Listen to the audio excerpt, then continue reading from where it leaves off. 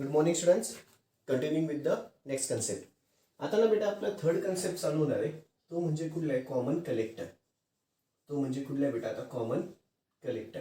बरं, हे मुद्दामून डायग्राम्स मी ठेवलेले आहेत. काय ते रिझन आहे, इथे मला base emitter junction followed bias होतं. बेस कलेक्टर म्हणजे इथून बघताना कलेक्टरची बाजू काय असते बेटा? Reverse bias.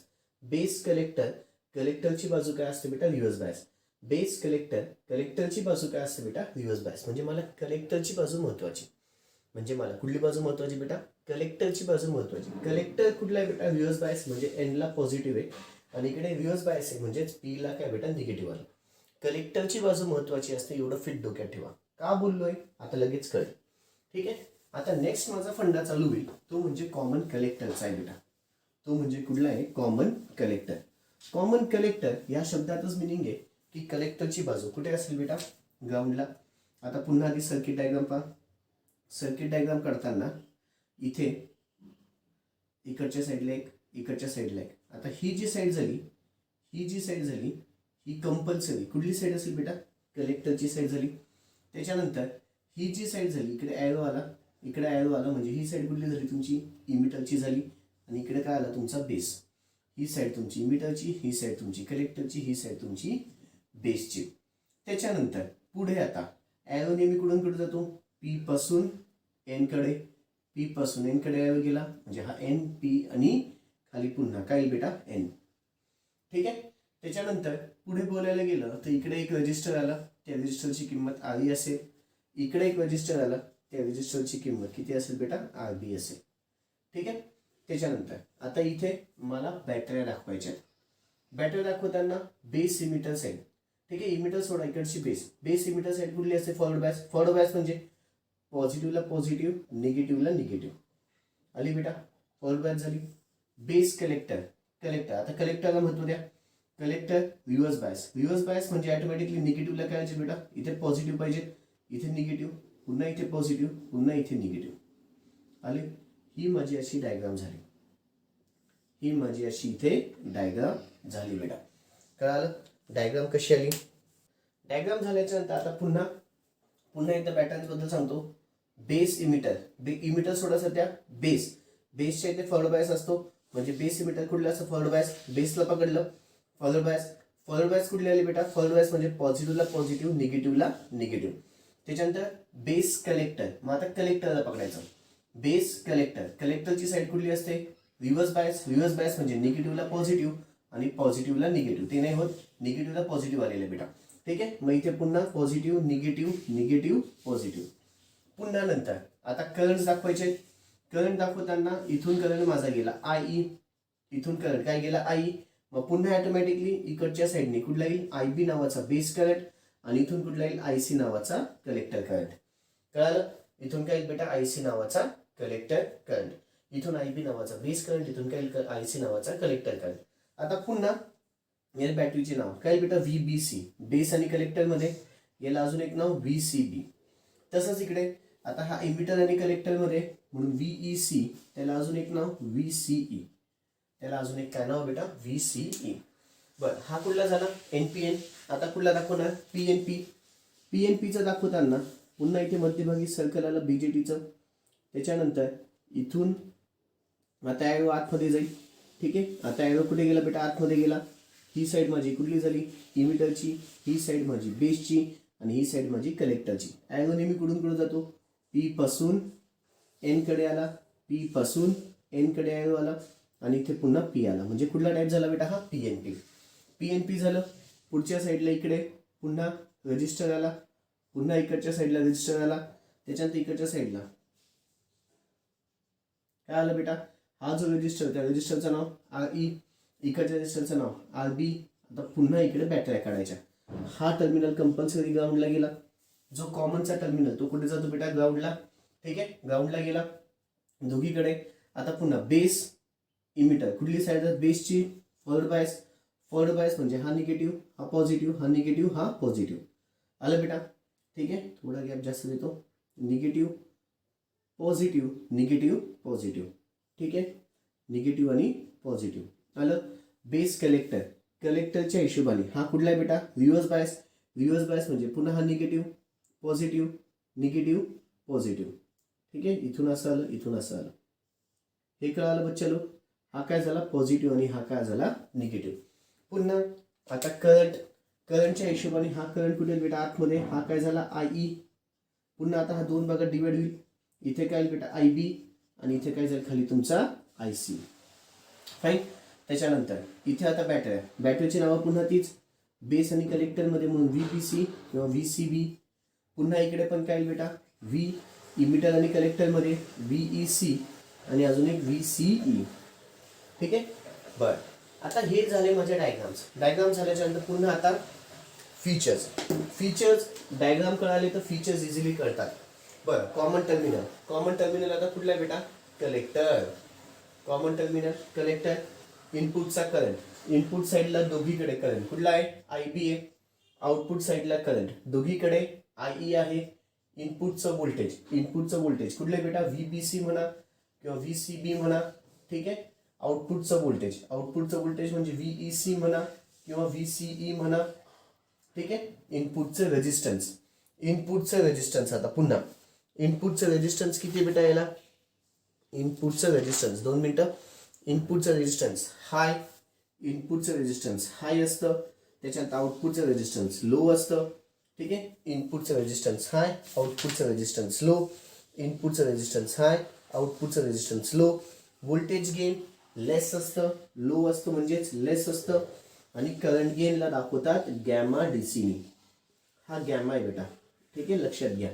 अशी फिगर येते गॅमा DC. हा काय बेटा गॅमा DC.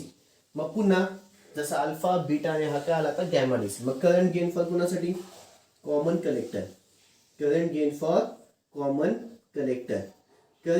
कॉमन कलेक्टरसाठी दाखवतात कशाने बेटा पुन्हा आता गॅमा DC. करंट गेन म्हणजे पुन्हा आउटपुट करंट आपण इनपुट करंट याच्या हिशोबाने आउटपुट करंट कुठला बेटा आउटपुटचा करंट आहे IE आणि इनपुटचा करंट कुठला आहे बच्चा लोक इनपुटचा करंट आहे माझा IB. मग काय सांगता येईल current gain for common collector is defined as the ratio of emitter current to the base current. It is defined as the ratio of emitter current to the base current. Okay. Video pause करायचा आहे. शांततेमध्ये common कलेक्टरची NPN ची diagram, PNP ची diagram, features काढून घ्यायचे. शांततेमध्ये common कलेक्टरची NPN ची diagram, PNP ची diagram आणि features काढून घ्यायचे. व्हिडिओ पॉज करून खालचं लिहायचं नाही, अजून खालचं लिहायचं नाहीये बेटा, खालचं लिहायचं नाहीये, हे नाही लिहायचं बेटा करंट गेनचं. ठीक आहे. ओके. अपेक्षा ठेवतो सगळंच्या सगळं फीचर्स सकट झालं असेल. आता खाली हेडिंग टाका current gain for common collector. आता हेडिंग टाका current gain for common collector. आता हेडिंग टाका बेटा current gain for common collector. चलो खाली घ्या, ब्रॅकेटच्या आतमध्ये गॅमा DC लिहून टाका. ब्रॅकेटच्या आतमध्ये गॅमा DC खाली द्या. Current gain for common collector is defined as a ratio of current gain for common collector is defined as the ratio of emitter current ब्रॅकेटच्या आतमध्ये IE to the base current ब्रॅकेटच्या आतमध्ये IB. emitter current ब्रॅकेटच्या आतमध्ये IE to the base current ब्रॅकेटच्या आतमध्ये IB. emitter current ब्रॅकेटच्या आतमध्ये IE to the base current ब्रॅकेटच्या आतमध्ये IB. emitter current ब्रॅकेटच्या आतमध्ये IE to the base current ब्रॅकेटच्या आतमध्ये IB. झालंय. Okay. खाली formula लिहून घ्या gamma DC is equal to IE upon IB. Gamma DC is equal to IE upon IB. Gamma DC is equal to IE upon IB, where gamma DC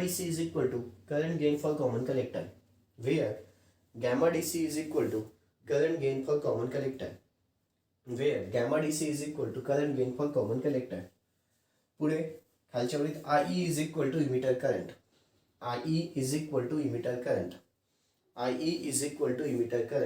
त्याच्या खाली IB is equal to base current.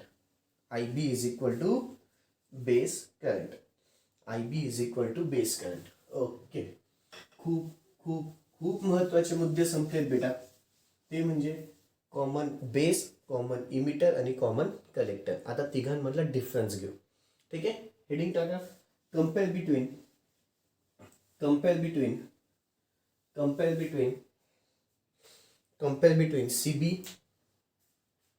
Between CB म्हणजे common base, ठीक आहे.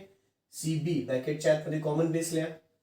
त्याच्यानंतर CE ब्रॅकेटच्या आतमध्ये common emitter, ब्रॅकेटच्या आतमध्ये common emitter, आणि त्याच्यानंतर सीसी ब्रॅकेटच्या आतमध्ये कॉमन कलेक्टर,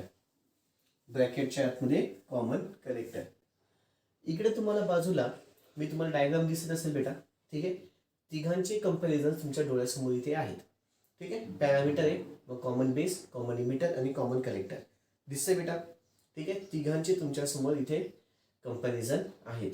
लिहून घ्यायचं आहे, बुकमध्ये पण दिसतंय, बोर्डला पण दिसतंय बेटा तुम्हाला. तिथूनच सगळ्यांनी कॉपी करायचे. 4 कॉलम करा. पहिल्या कॉलममध्ये पॅरामीटर, मग कॉमन बेस, मग कॉमन इमिटर आणि मग कॉमन कलेक्टर. ओके, चलो. सगळ्यात पहिला पॉईंट बेटा कॉमन टर्मिनल. ठीक आहे. पहिल्याच्या कॉमन बेसच्या खाली बेस, त्याच्यानंतर कॉमन इमिटरच्या खाली इमिटर आणि कॉमन कलेक्टरच्या खाली कलेक्टर, ठीक आहे. थोडं स्पीडली जातोय कारण की तुम्हाला सगळं कॉपी करून घ्यायचंय बेटा. आणि हे सगळेच्या सगळे कंपॅरिझन्स आपले तिघं डायग्राममध्ये ऑलरेडी झालेले. कॉमन बेसमध्ये बेसच माझा कॉमन होता, कॉमन इमिटरमध्ये इमिटर टर्मिनल माझा कॉमन होता, त्याच्यानंतर कॉमन कलेक्टरमध्ये कलेक्टर टर्मिनल माझा कॉमन होता. सेकंड पॉईंट आहे इनपुट करंट पहा बरं, तुम्ही मागे जाऊन कंपेअर करायचं वाटलं असतं म्हणजे लक्षात येईल. कॉमन बेसमध्ये आई नावाचा इनपुट करंट होता, कॉमन बेसमध्ये आई होता, कॉमन इमिटरमध्ये आयबी होता आणि कॉमन कलेक्टरमध्ये पण आयबी होता. दिसतं बेटा तिकडे. Third parameter output current. Common बेससाठी आयसी आहे, कॉमन इमिटरसाठी पण आयसी आहे आणि कॉमन कलेक्टरसाठी आयई आहे. Okay. Next current gain alpha DC is equal to IC upon I आहे. त्याच्यानंतर beta DC is equal to IC upon IB आहे आणि gamma DC is equal to IE upon IB आहे, ठीक आहे. इनपुट व्होल्टेज व्हीईबी, त्याच्यानंतर व्हीबीई आणि व्हीबीसी. बघा वाटलंच तर मागे बघा बेटा, हे डायरेक्ट लिहू नका. तुम्ही जे आपण फिगर्स काढल्यात, फीचर्स लिहित, त्या फीचर्सचंच कंपॅरिझन इथं घेतलेले, काही वेगळं नाहीये. इनपुट व्होल्टेज आउटपुट व्होल्टेज पण बघा, ठीक आहे. लिहून घ्या सगळेजण. त्याच्यानंतर व्होल्टेज गेन लिहायचं बेटा, medium less than 1. Input resistance very low आणि हाय, किमती पण दिलेल्या आहेत तिथे. किमती पाठ झाल्या, ठीक, नाही झालं काही टेन्शन नाही. आउटपुट रेजिस्टन्स पण दिलेला आहे, व्हेरी हाय आणि लो. आणि ॲप्लिकेशन्स पण दिलेले आहेत बेटा. आणि काय दिलेले आहेत? ॲप्लिकेशन्स पण दिलेले आहेत. बरं, याच्यामध्ये आपण एक शेवटचा पॉईंट, अजून 11th नंबरचा पॉईंट ॲड करायचा आहे, तो म्हणजे सर्किट डायग्राम. 11th नंबरचा एक पॉईंट ॲड करायचा आहे, तो म्हणजे सर्किट डायग्राम. तिघांच्या सर्किट डायग्राम काढायच्या. आता सर्किट डायग्राम करताना आपण दोघं बघितले, एनपीएन पण बघितले, पीएनपी पण बघितले. सर्किट डायग्राम करताना एनपीएन पण बघितले, पीएनपी पण बघितले. कुठलीही एक सर्किट डायग्राम तिघांची काढ. एनपीएनची घेतली तर तिघांच्या एनपीएनच्या काढायचा. कोणाचा? NPN of common base, NPN of common emitter आणि एनपीएन ऑफ कॉमन कलेक्टर, ठीक आहे. तिघांच्या एनपीएनच्याच काढा म्हणजे सोप्या जातील. ओके बच्चा लोक, दॅट्स ऑल. इथे तुमचं कंपॅरिझन पण झालंय. आता उद्या माझं खूप मोठं डेरिव्हेशन असेल, ते म्हणजे relation between alpha, beta and gamma. Relation between कोणामध्ये असेल बेटा? Alpha, beta and gamma. खूप मोठा कन्सेप्ट आहे, तो आपण उद्याच्या सेशनमध्ये बघणार आहोत. ओके बच्चा लोक, दॅट्स ऑल. बाकीचं उद्या. Thank you, good day.